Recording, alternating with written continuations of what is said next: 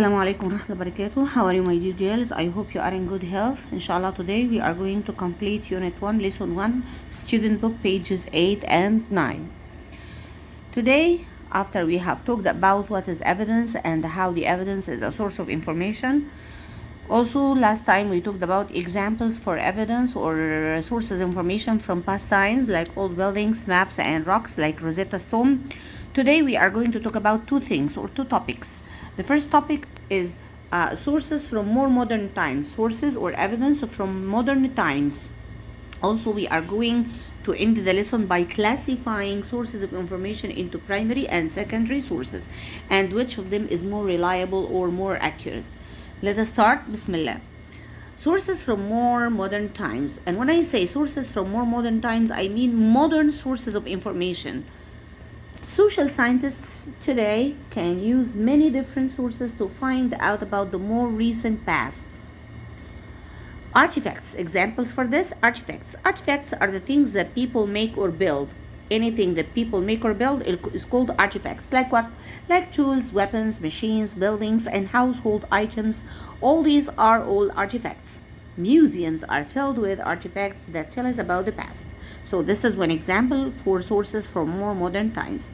Written sources: documents, certificates, letters, notes, diaries, books, written interviews, and the newspaper reports are all written sources of information about the past. If you read them, you can get information about the past. Also, other sources like the memories and the stories for people are also important when we want to learn about what happened to them in the past.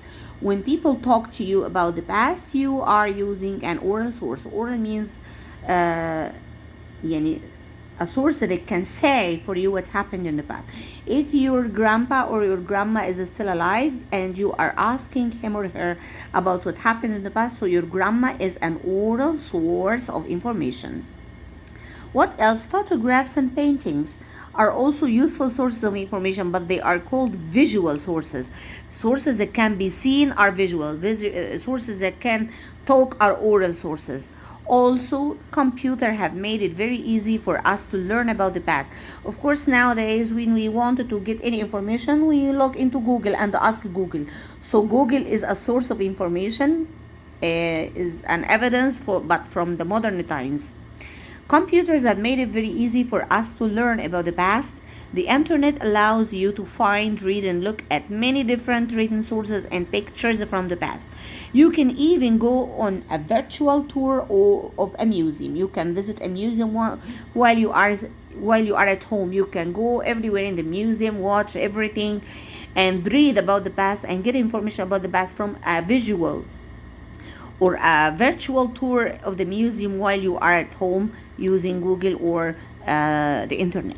So here and up to now we finished talking about sources of information or evidence either from the past or from the modern times. Now, the source itself or the evidence itself, are all the sources have the same accuracy? Are they or do they give us the same amount of information which are reliable? No. Sources are two kinds. Either they are primary or secondary.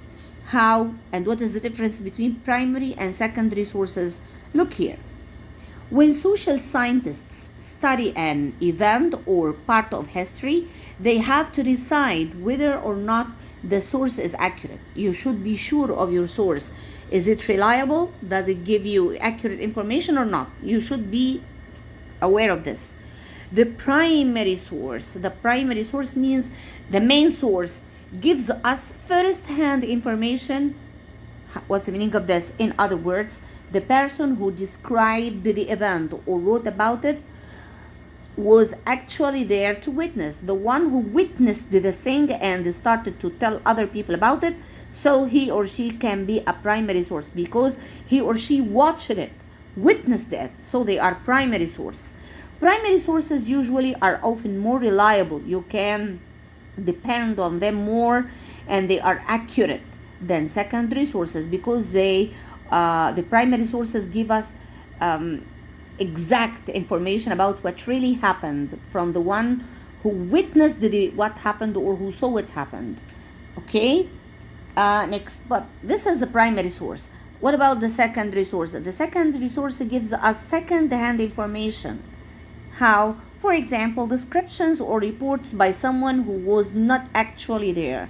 If you are reading about an event or an accident, if you are reading a report written by someone who saw the action or who saw the event or the accident, so this is a primary source. But if you are reading a report written by someone who did not watch it, who did not witness it, so this report is a secondary source, not a primary source.